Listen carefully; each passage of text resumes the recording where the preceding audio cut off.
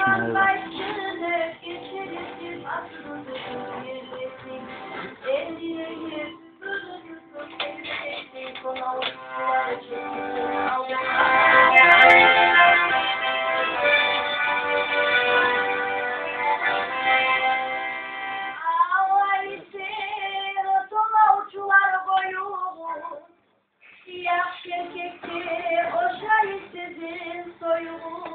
Ne gelecek beni kısır sonumdan, doğularsanız kadar çıkarım ondan. Atayım var bir avuz boğunu kaynaygan, açılınsa uyuyda girme koymaygan. Soygan uçunu öz bağlasın koymaygan, üstü sen atsan kaysın.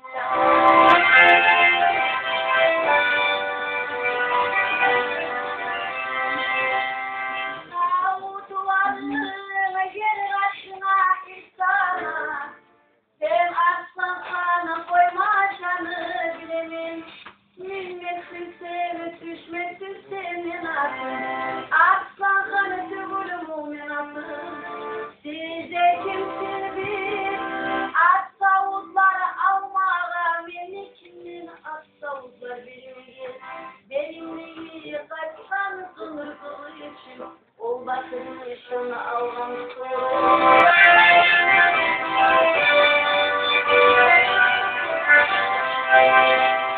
kız bayramı uçaylananı vurur, devrelim arasına gidilir, aylanıp yarasına çıkılır, uruşuna bir şaltısını yıkılır.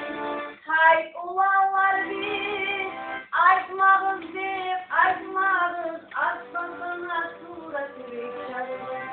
Aldanızı tamaşa bakırız, aslan sana suratı bir çalır.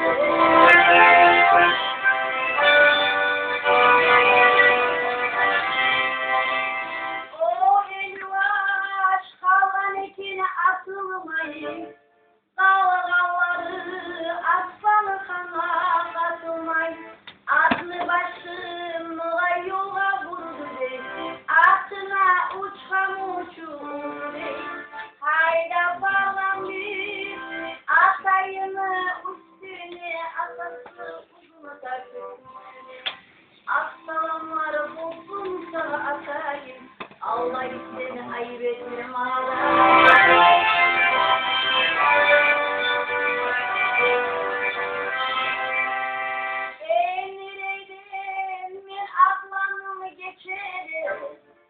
İşlerimi çekimi düştüm neşeri, bu yoldan atan beni geçleri, bu yol